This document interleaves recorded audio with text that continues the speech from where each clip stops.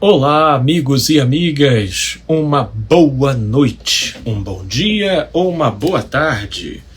Vamos começar aqui mais uma gravação da nossa live, nessa que é a primeira quarta-feira de 2023. Sim, dia 4 de janeiro, primeira quarta-feira de 2023. Então, hoje nós vamos falar sobre o quê? Sobre inteligência emocional. Eu gravei um vídeo curto recentemente, né? Essa tem sido a minha proposta de gravação diária, vídeos curtos trazendo as mais variadas reflexões em cima de questões que pessoas me enviam, e recentemente me enviaram uma questão. Muitos, se eu não me engano foi isso, né? Muito se fala sobre inteligência emocional, mas como adquiri-la, né? Como obtê-la? E eu gostaria aqui de deixar minha contribuição / reflexão para a gente então pensar um pouco a respeito. Vamos então? Vamos juntos? Vamos partir para uma tratativa sobre inteligência emocional, esse termo que se consagrou, principalmente no popular, sobre inteligência emocional, fala como se fosse possível as emoções em si carregarem consigo inteligência. Sendo a inteligência uma prerrogativa que precisa articular elementos da percepção, das informações, de modo a produzir um resultado plausível no uso e manuseio dos elementos que estejam diante de si, podemos dizer que as emoções, elas podem até apresentar um tipo basilar, primitivo de inteligência, mas não a inteligência propriamente dita, daquelas que, deixando as emoções ao próprio léu, as emoções então conduzirão e produzirão um cenário perfeitamente inteligente, apropriado e coerente com a realidade e com os fatos, porque não é isso que vai acontecer. Portanto, falar de inteligência emocional é talvez atribuir às emoções uma prerrogativa que não é propriamente dela, né? As emoções, elas possuem uma conexão neurofisiológica, ok? Inclusive hoje a neurociência já conseguiu mapear boa parte ou praticamente toda a circuitaria das expressões emocionais, no modo como elas criam redes de comunicação no nosso funcionamento cerebral. Ou seja, emoções são, antes de tudo, reações de conectividade, sinapses e a eletricidade do nosso sistema nervoso central, no modo como ele é estimulado, seja por dentro, seja por fora, ok? Inclusive, traduzindo boa parte da sua origem como sendo de natureza inconsciente e involuntária. Como assim, Felipe? Sim, a origem das emoções, a gente não, pelo menos boa parte delas, a gente não pede para sentir, a gente não escolhe para sentir, a gente simplesmente sente. Por exemplo, você vai andar na rua e Deus o livre, mas você de repente é assaltado. Você não vai pensar, meu Deus, deixa eu ver o que eu vou sentir aqui. Não, você vai sentir ou raiva, ou medo, ou um desespero. Vai depender do modo como o estímulo vai afetar o seu sistema, produzindo ali uma resposta. Ao mesmo tempo, se você, sei lá, souber que passou naquele concurso tão almejado ou foi escolhido para uma promoção tão pretendida, ou que ganhou na Mega Sena, como é o desejo de tantos, você não vai ficar, como é que eu vou me sentir agora? Eu acho que eu vou me sentir um cadinho empolgado. Não. A gente fica feliz, a gente é disparado uma empolgação. Então, falando das nossas expressões emocionais, dos nossos sentimentos, né? E aí, neurofisiologicamente, a gente inclusive consegue fazer uma distinção entre emoções e sentimentos. Emoções estariam mais atrelados ao fator instintual e sentimentos mais relacionados à manufatura que a gente faz sobre as emoções, né? De modo que se cria uma distinção entre reações mais primitivas e que nos acompanham pela psicologia evolutiva no curso do tempo, e existem os sentimentos, que são expressões específicas como o sujeito ele é afetado dentro de um tempo ou uma dada cultura específica, né? Então, se a raiva ela é uma emoção instintual comum a todos, nós vamos de repente pensar que certas nuances de mágoa, ressentimento, vingança já são derivações e ramificações manipuladas, derivadas, trabalhadas pela consciência daquele sentimento primal que é a raiva. Assim como também, por exemplo, o medo é uma emoção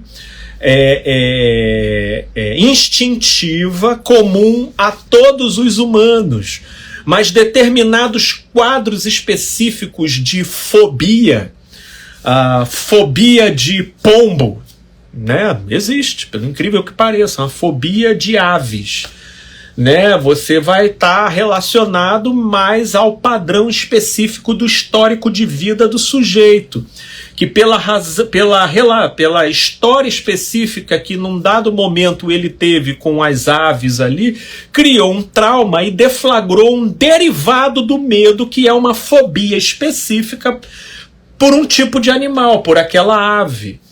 Então a gente tem esses elementos também que é para favorecer melhor a nossa compreensão, de modo que falar de emoções, a gente não tem como pressupor sobre elas uma inteligência direta. Ornitofobia, ok, meu amigo. Geralmente as fobias elas vão possuir o seu prefixo, um radical da palavra grega, né, de um termo grego, e o seu sufixo, a palavra fobia, né? Ornitofobia. Obrigado, Jefferson, pela contribuição, meu amigo. Sendo assim, a inteligência ela está atrelada ao nosso padrão instintual, neurofisiológico, pelo modo como somos afetados, né? Pelo modo como nós somos afetados pelo meio, né?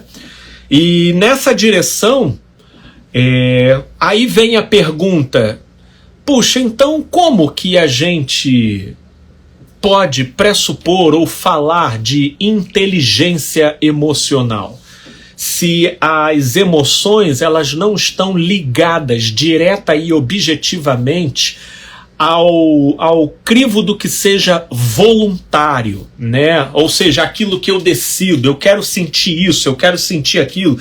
Na verdade, meus amigos, se as emoções estivessem à disposição desse tipo de deliberação da nossa consciência, não haveria a menor necessidade da psicologia, né? Porque, enfim, você ia terminar um relacionamento, ainda estando apaixonado, e aí iriam surgir prorromper dentro de você aquela saudade dilacerante, aquela paixão, em muitos casos até em pessoas que conscientemente entendem que elas não teriam que sentir absolutamente nada de positivo e de ternura em relação a quem tanto a fez sofrer, mas mesmo assim ela olha para dentro e, mesmo vendo uma história desastrosa de relação, ela não consegue deixar de ter um carinho e um apreço pela pessoa.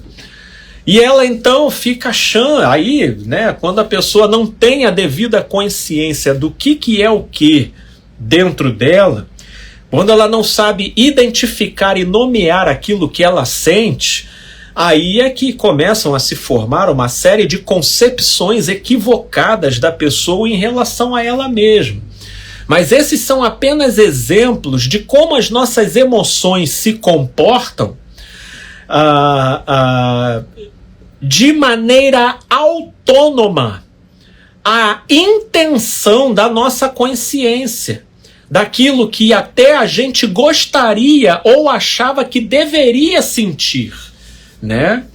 E certos movimentos e dinâmicas são assim controvertidos e inesperados, como por exemplo o falecimento de um ente querido, e a pessoa pensava que ela iria prorromper numa hemorragia de choro, de emoções, e quando a coisa aconteceu, ela não sentiu nada. Ela não sentiu nada, mas aí em contrapartida, com o passar do tempo, passado uns 3 meses, ela começa a se perceber com uma sensibilidade diferenciada que provoca nela reatividades que ela não encontrava um tempo atrás. E aí vai procurar tratamento e é diagnosticada com aquilo que é chamado de estresse pós-traumático. Ora, por que as emoções não reagiram na hora do acontecimento traumático? Por que elas foram retardadas para só serem acionadas posteriormente? E a grande pergunta é: qual é o controle objetivo que o sujeito tenha sobre isso? Então, como nós podemos falar de inteligência emocional se nós estamos falando de algo que não está diretamente vinculado e atrelado ao nosso comando direto? Eu quero ficar triste porque fulano faleceu. Eu quero parar de gostar desse ciclano aqui que me fez mal. Agora eu não quero mais sentir saudade dele, não quero mais pensar nele, não quero mais que venham memórias dentro de mim. Para pensar. Nossa, que jardim do Éden seria esse, né? Que país das maravilhas de Alice seria esse cenário se pela via de decreto ou de um comando você pudesse assumir as rédeas de uma série de reações e de sentimentos, alguns deles insistentes, martelantes, latejantes, dentro ali da mente, no coração, no sentimento, e você simplesmente dizer cala-te, e a coisa cala. Ou então começa, e a coisa começa, como por exemplo, eu já ouvi muitas vezes o relato de pessoas que se depararam com outras pessoas tão bacanas, tão legais, com um potencial enorme, de repente, de desenvolver um relacionamento legal, inclusive sem precedentes em relação à história daquilo que ela já viveu, tão marcada por desrespeitos, e aí encontra uma pessoa respeitadora, sensível, compreensiva. Mas embora a consciência consiga avaliar a boa probabilidade e de encaixe, de entrosamento, aquele tal sentimento que no popular a gente chama de química não surge. Não, a chave não vira. E não virando, fica lá a pessoa assim, olha, eu te acho interessantíssimo, sinceramente você é uma pessoa para casar, mas eu não entendo a razão porque a minha chave não vira. Alguns ficam tão encafifados que partem para tentar apostar na possibilidade de que com o tempo isso possa acontecer. Mas de fato e verdade é que existencialmente isso é uma tremenda de uma roleta russa, porque nós estamos aqui falando e tentando esclarecer o quanto que isso tudo se tratam de mecanismos involuntários, ou seja, eles não estão sujeitos à decisão objetiva da consciência. Em outras palavras, não é algo que você diga, eu quero gostar, agora quero sentir um tesão pela fulana, pelo fulano. Não, não é assim que rola. Se não rolar, por uma ligação de compatibilidades instintivas que às vezes funcionam e operam para além da consciência e do que a pessoa consegue manipular e visualizar, então não vai rolar. Isso porque também o contrário, ele é pertinente. Às vezes a pessoa ela tem consciência de que o sujeito que ela está se envolvendo, o cara é uma chave de cadeia, o cara vai ser uma fonte ininterrupta de problemas, a consciência dela comunica. Mas em contrapartida a isso, ela, para além do que ela consiga controlar ou modular, ela se pega estranhamente apaixonada. Apaixonada e com um desejo, e aí muitos, interpretando esse desejo e essa paixão como sendo o dedo de Deus na situação, ela então ou se faz cega para o que ela estava conscientemente enxergando, ou ela começa a criar crenças ilusórias para ludibriar aquilo que ela estava enxergando. Como, por exemplo, mas se ele de repente receber carinho e cuidado, ele pode mudar. Mas de repente com o tempo, a gente se conhecendo melhor, ele pode me ver de outra forma. E por aí vai se criando pretextos para que a pessoa dê vazão para aquilo que ela está sentindo, até que com o passar do tempo, os próprios fatos comecem a se concretizar na direção do que a consciência dela já depreendia e observava antes da paixão surgir, até ela chegar à conclusão, meu Deus, eu sou uma pessoa que vivo me apaixonando por quem me faz mal. Ora, por que isso acontece? Inclusive dando a impressão de que dentro de uma pessoa parecem que existem duas, né? A própria história do imaginário, na tentativa das pessoas de criarem uma leitura e um entendimento do nosso mundo interior, criou aquela versão do anjinho e do diabinho, que apontam para essa nossa dicotomia essencial que Paulo, o apóstolo, lá na sua epístola aos Romanos, no capítulo 7, ele vai dizer que e constatar a estranheza do modo como a gente funciona, porque aquilo que a gente quer, a gente não faz, e aquilo que a gente não quer está sempre diante da gente. Essa é a nossa dicotomia básica e que define basicamente a nossa relação com as nossas emoções. E aí vem a pergunta. Felipe, ok, estou achando interessante, inclusive concordo com você, consigo me enxergar e enxergar pessoas conhecidas em diversos aspectos do que você está comentando, mas uma pergunta que não quer calar. E a tal da inteligência emocional aí? Onde entra?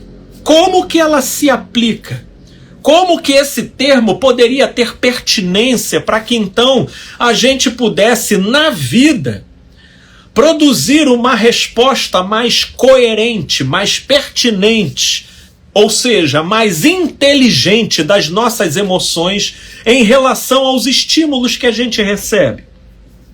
Bem, eu creio que o primeiro passo é a gente entender isso, que as emoções, elas possuem a sua origem de natureza involuntária.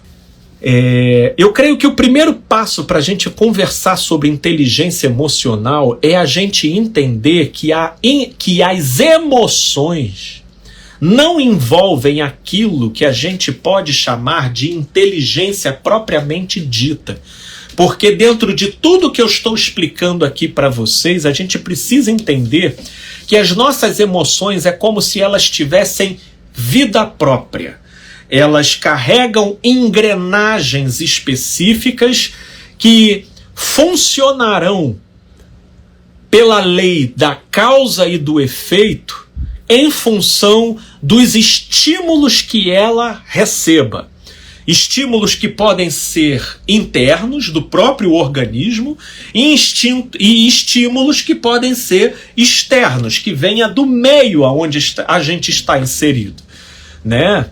Inclusive, existe um livro muito interessante do Antônio Damasio, O Erro de Descartes, onde ele refuta a tese cartesiana de mente e corpo, né, como se fossem duas entidades absolutamente distintas e divorciadas entre si, e justamente na análise sobre as emoções e o seu endereço neurofisiológico no funcionamento do nosso cérebro e do nosso sistema nervoso central, Antônio Damasio demonstra que a nossa mente está muito mais conectada ao nosso corpo, ou seja, à nossa biologia, do que muitos estão abertos para admitir.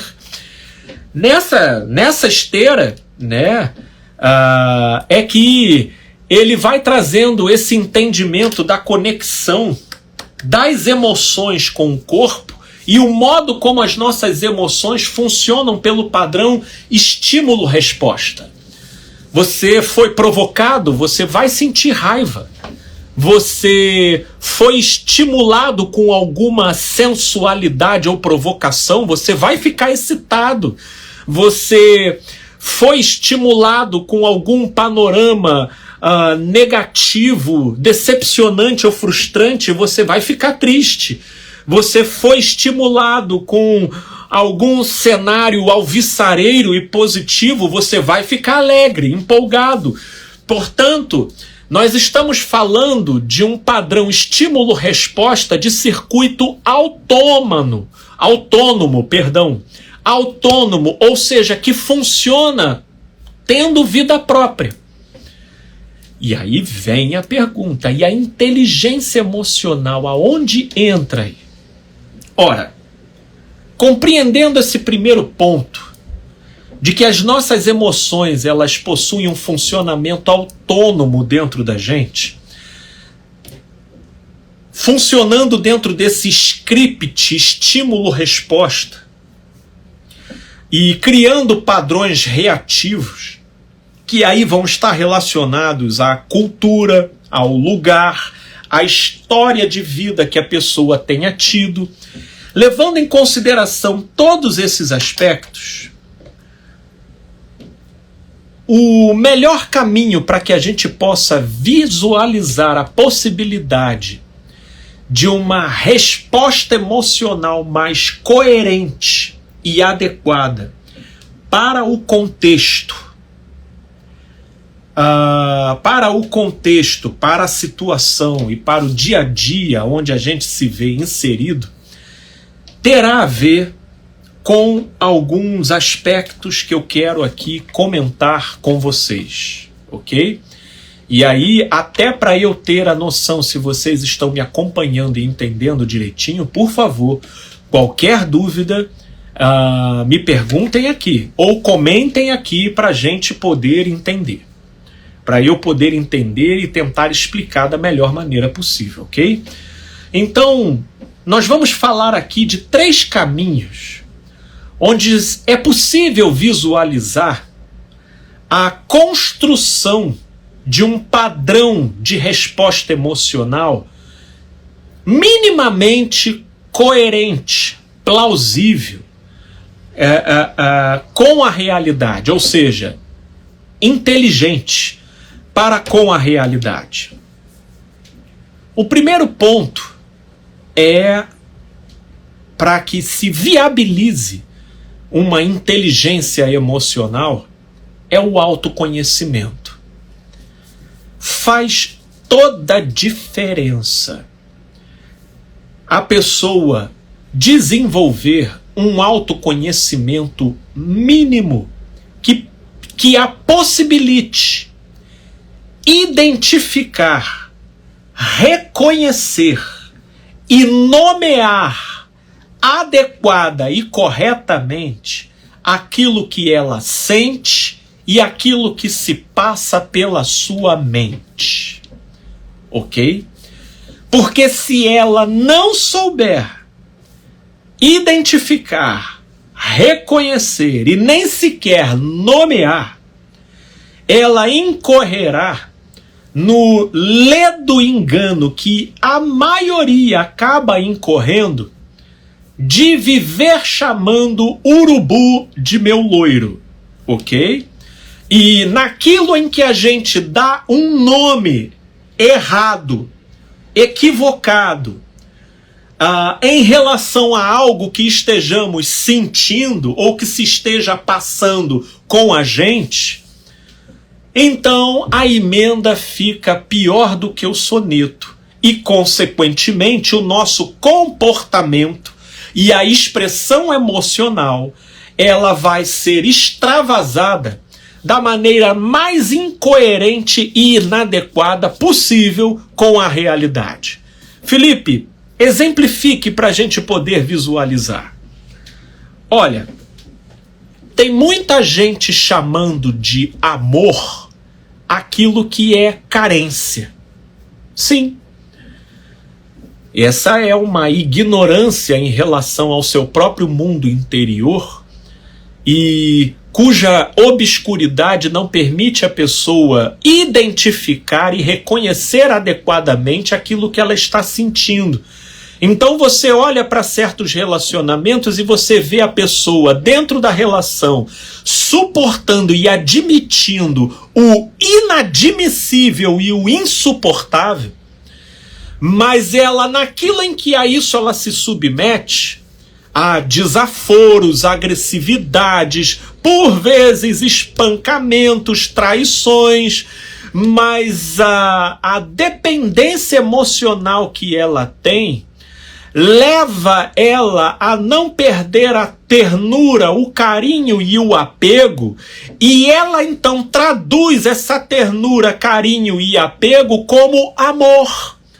Então, nomeando urubu de meu loiro, nomeando a carência de amor, apelidando o bezerro de girafa, ela então permanece numa relação tóxica, inclusive com uma angústia adicional extraordinária, porque ela fica confusamente a não conseguir entender como que o amor leva ela a uma autodegradação tão dilacerante na vida, quando, na verdade, o grande equívoco está no modo como ela está nomeando equivocadamente os seus próprios sentimentos.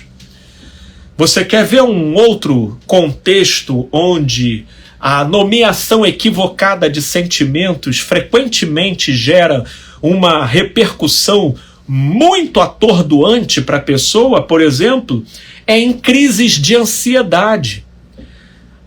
Quem já está meio que acostumado a crises de ansiedade ou de pânico vai saber muito bem o que eu vou dizer, mas a primeira vez que uma pessoa tem uma crise de ansiedade, a sensação que ela tem é que ela está infartando, ou que ela está numa eminência de morte, né? E aquilo vem com uma volúpia tal que, como sensação, aquilo então dispara a imaginação do sujeito, que leva a pessoa a relembrar o caso de um tio que morreu infartado, de um amigo que teve um infarto súbito no trabalho, e de que fulano gravou um vídeo no YouTube dizendo que a sensação era parecida, então ela fecha o diagnóstico. É um infarto que eu tô tendo. E aí corre com a pessoa para o hospital, e chegando lá no hospital, faz-se todos os exames e diz: olha, você está tendo uma crise de ansiedade. Em muitos casos até as pessoas ficam desapontadíssimas e até enfurecidas, achando que o médico em questão está fazendo pouco caso do problema dela, mas tá lá os exames para comprovar. E é aí, aos poucos, que a pessoa vai entendendo o que a alma pode produzir, o que a psique pode produzir como sensação no corpo, e que se aproxima das sensações reais do que seja um infarto. Mas no caso de uma crise de ansiedade, não é o caso, né? Então, saber identificar as emoções, as sensações e o que se passa pelo pensamento é o autoconhecimento como sendo o primeiro degrau para a gente começar a conversa sobre o que seja inteligência emocional. O primeiro degrau. Eu conversando com uma pessoa muito querida, e ele, certa feita, me apresentou uma questão onde ele dizia que o entendimento que ele tem da Bíblia sobre pecado no âmbito sexual é de que o simples fato de sentir desejo, ali já nasceu o pecado. Eu então trouxe a ele uma reflexão para a gente pensar, de que se ele assim considerasse as coisas, isso seria a receita perfeita para a neurose via repressão desse desejo e desses sentimentos. Porque a grande verdade é que o que de fato se faz pecado, perversão e um distorcimento do ideal não é o desejo em si. O desejo, ele é instintual. Ele perfaz um padrão estímulo-resposta pelo nosso modo animal, instintual, biológico de funcionar. De modo que, se você vê aquela pessoa ou aquele perfil que te apetece e aquilo te desperta um desejo, então isso não é indicativo de que você está pecando, isso é um indicativo de que o seu sistema neurofisiológico está saudável, ok? Porque você recebeu o estímulo e a resposta foi ativada. Mas aí vem a pergunta: Felipe, onde entra o pecado? Ora, o pecado ele entraria na lascívia, né? E o que é lascívia? É o desejo processado. É o desejo tendo sido acolhido, alimentado e sofisticado pela consciência e pela imaginação do sujeito. Portanto, a lascívia, ela é a objetificação do outro, tomando o outro apenas como um objeto que viabiliza a satisfação do meu próprio capricho e do meu próprio prazer. Isso não é outra coisa do que um dos derivados da expressão do egoísmo.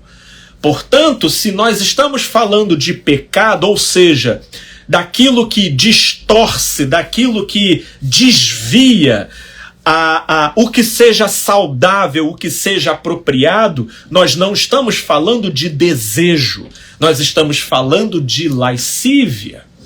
Saber reconhecer isso faz toda a diferença, porque se você for em nome até da melhor boa vontade e sinceridade para servir a Deus, mas se nessa direção você for para querer anular e reprimir o desejo, então você vai acumular magma dentro de você para, com o passar do tempo, isso virar uma represa tão frágil que o mínimo estresse vai fazer prorromper um brumadinho, sabe, de modo a criar em você comportamentos e compulsões incontroláveis.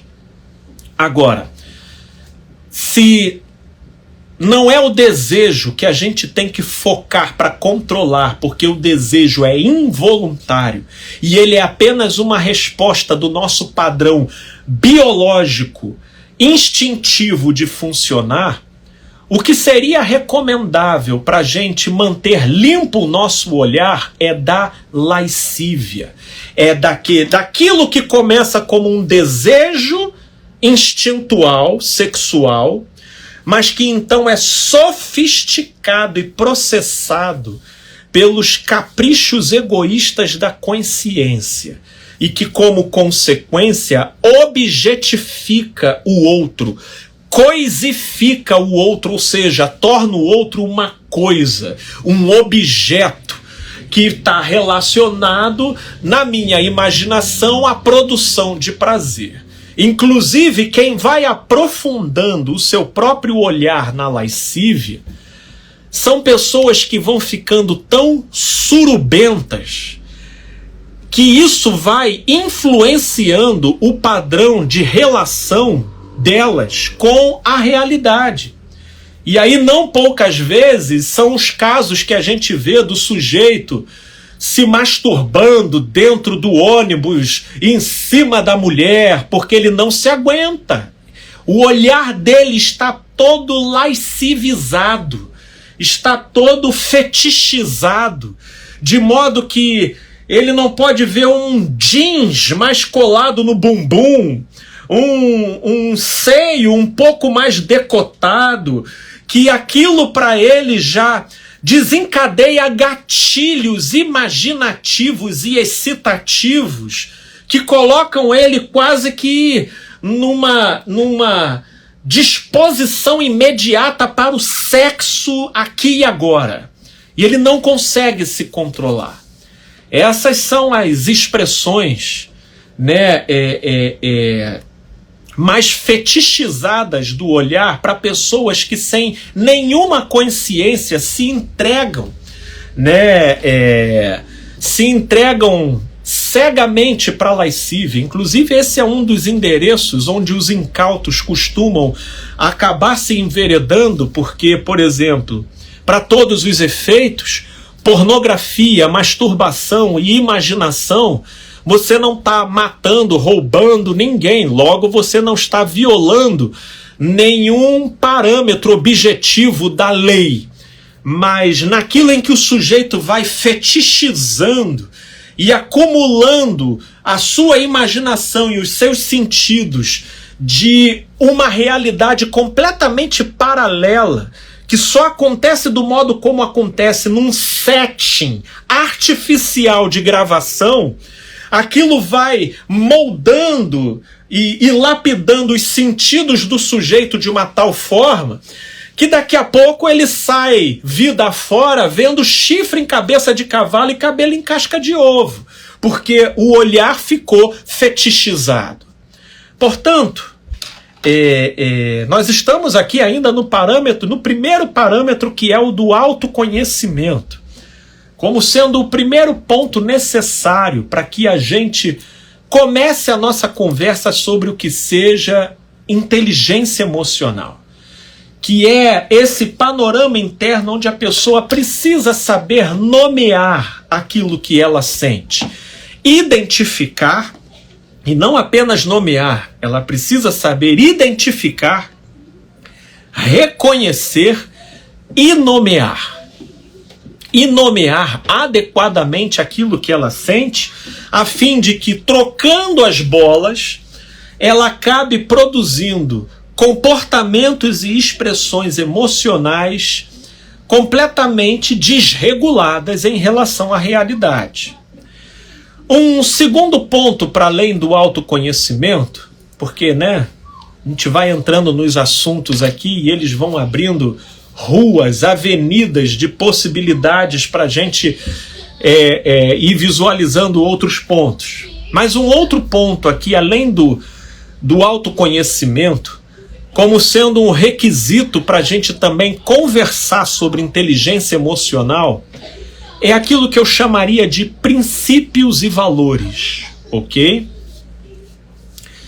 Princípios e valores são diretrizes que o sujeito, entendendo estar alinhado com o sentido da vida, ele então estabelece para ele como um objetivo, de modo, inclusive, a, se tiver que ser, contrariar determinados impulsos, sensações e sentimentos, no intuito de corresponder da melhor maneira possível àquela diretriz.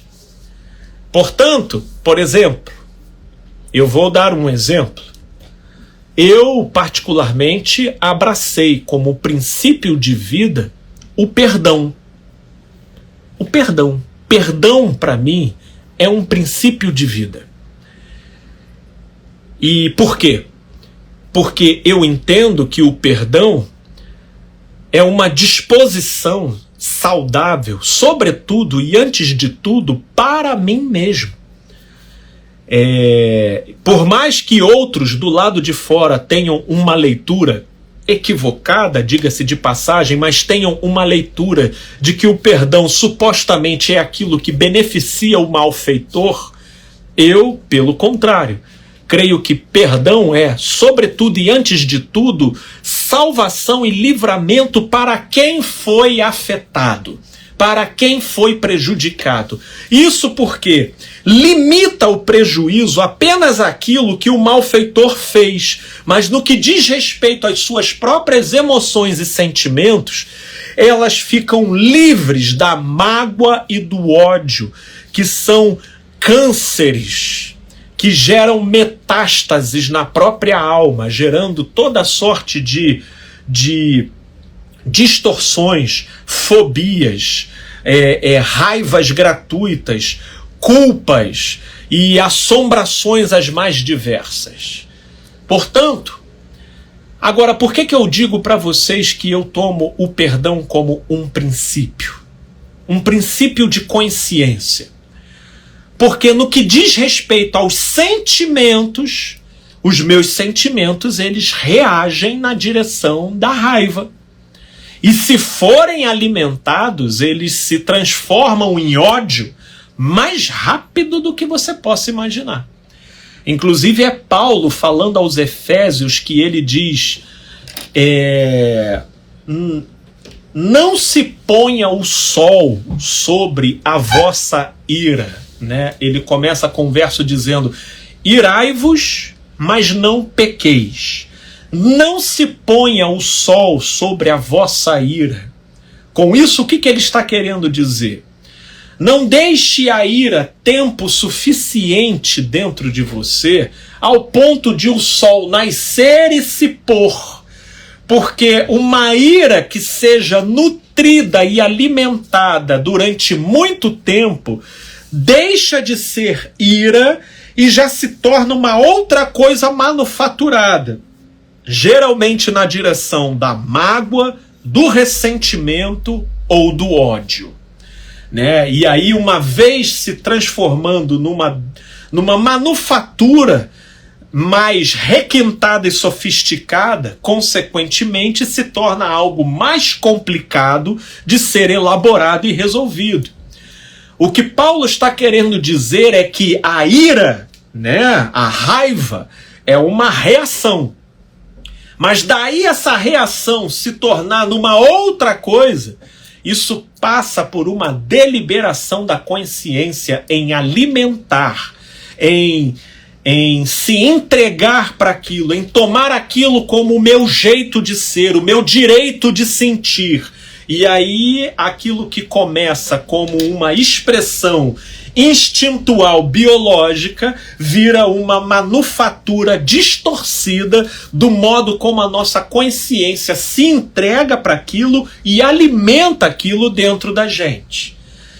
Portanto, quando eu digo que falo sobre princípios e valores como sendo uma proposta que viabiliza a inteligência emocional, entendendo o sentido e o significado daquela diretriz, você estabeleça aquela diretriz para si mesmo, mesmo na contramão dos seus próprios sentimentos. Ou seja, eu tenho certeza que se uma pessoa me sacanear, me prejudicar, me lesar em algum sentido, ou aqueles a quem eu amo, que eu não estarei isento da raiva, eu não estarei isento das reações típicas de quem é portador de um corpo, logo de uma fisiologia, logo de uma neurologia, logo, portanto, de expressões emocionais,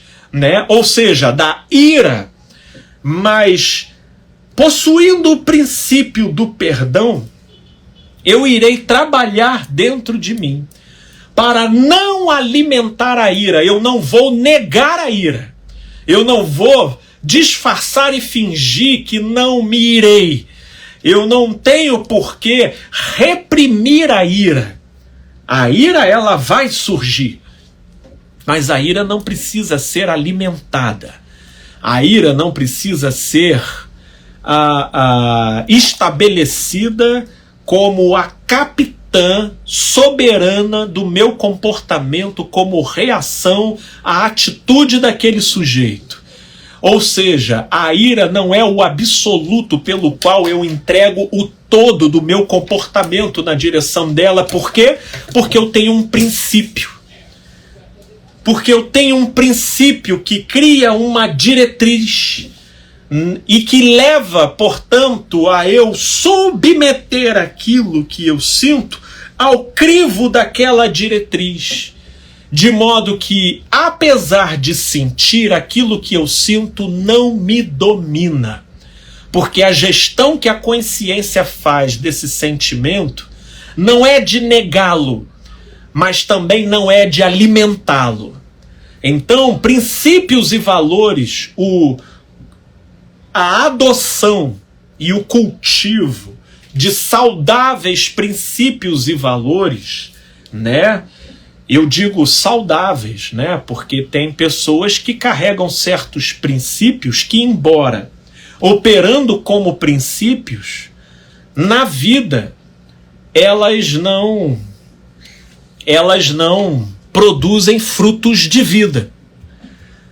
Eu já vi muitas pessoas, por exemplo, em casamentos falidos, mas que elas não se distanciam e não terminam porque dizem estar correspondendo e seguindo a um princípio. Aí eu te pergunto, que validade tem um princípio que te prenda na necessidade de viver atrelado a uma coisa que não possui verdade, a uma coisa que não possui autenticidade, a uma coisa cuja razão de ser já se perdeu ou muitas vezes nunca houve, né? Então, embora princípios e valores sejam uma das prerrogativas, né, que nos direcionam para a inteligência emocional, a gente inclusive precisa se perguntar que tipo de princípios e de valores a gente está alimentando. E um terceiro e último, para a gente poder fechar aqui a nossa live, que é também uma das propostas que nos possibilitam a inteligência emocional é a espiritualidade. Sim, a espiritualidade é você se permitir crer naquilo que os sentidos não comunicam pra gente. Ou seja, naquilo que você não vê e naquilo que você não sente. Paulo, o apóstolo, quando entendeu isso, há 2000 anos atrás, muito antes da psicologia e do pensamento humano se sofisticar de modo científico, como hoje a gente tem aí à nossa disposição, lá na sua carta aos Coríntios ele vai dizer: se a nossa esperança se resume apenas às coisas desta vida, somos os mais infelizes dos homens. Portanto, espiritualidade é a possibilidade da pessoa se abrir para ela acreditar naquilo que esteja além daquilo que os seus sentidos lhe conseguem comunicar. Ou seja, sua visão, seu tato, sua audição, sua percepção. Nessa direção faz toda a diferença a gente se crer acompanhado num momento de angústia. Sim, os sentimentos são de angústia, mas se a credulidade que prevalece na consciência é a de que você é amado, é a de que você está acompanhado, essa credulidade, essa espiritualidade, embora não seja algo que os seus sentidos possam confirmar, mas pelo simples fato de ser sustentada pela consciência, essa credulidade cumprirá a função de medicina para as próprias emoções e sentimentos. Portanto, aqueles que vivem apenas de acordo com o que as emoções e as sensações comunicam, esses estarão muito mais propensos ao desespero do que esses outros que, se permitindo crer naquilo que os sentidos não podem comunicar, ou seja, se permitindo a uma saudável transcendência, sim, esses também estarão passíveis ao medo, à raiva, aos impulsos e aos sentimentos que nos sejam naturais. Mas mesmo na sua intensidade, esses que se permitem a uma saudável transcendência ficarão livres do desespero. Porque é no desespero que a gente se comporta e age com tudo, menos com aquilo que nós poderíamos chamar de inteligência. Porque desesperados nós ficamos cegos. Portanto, se queremos falar de inteligência emocional, precisamos pensar caminhos e formas para evitar, sobretudo e antes de tudo, o desespero. E o melhor caminho e receita para isso, eu particularmente não conheço outro, senão uma espiritualidade saudável que te possibilite uma transcendência em relação àquilo que os nossos sentidos e as nossas sensações comunicam para a gente. Por vezes as nossas sensações estão comunicando o que é o fim, mas eu particularmente creio que a morte não mata, é apenas o início de tudo. Por vezes os nossos sentidos estão comunicando que nós estamos no pior dos cenários, mas uma vez à disposição da consciência de crer que você está acompanhado, embora isso não traga uma sensação de prazer que sobrepuje o desconforto daquela sensação ruim do momento, você fica pelo menos livre do desespero, do desânimo absoluto, daquilo que leva a gente para os extremos disfuncionais da vida. Meus amigos e amigas, espero de coração que essa nossa reflexão possa ter tido valia e pertinência para vocês. Se vocês gostaram, se vocês entendem o benefício, por gentileza, curtam, compartilhem. Gente boa, eu super agradeço a audiência de quem pôde ficar esses 60 minutinhos aqui. Se Deus quiser, na semana que vem, toda quarta-feira, às 19h30, a gente está aqui para conversar por um tema, por temas diferentes, né? Sempre temas diversificados. Que Deus abençoe a semana e o ano de vocês. Espero de coração que vocês se permitam o autoconhecimento, o cultivo de princípios e valores adequados e o cultivo de uma espiritualidade saudável que permita a vocês transcendências na hora que os nossos sentimentos comunicam que seja o fim.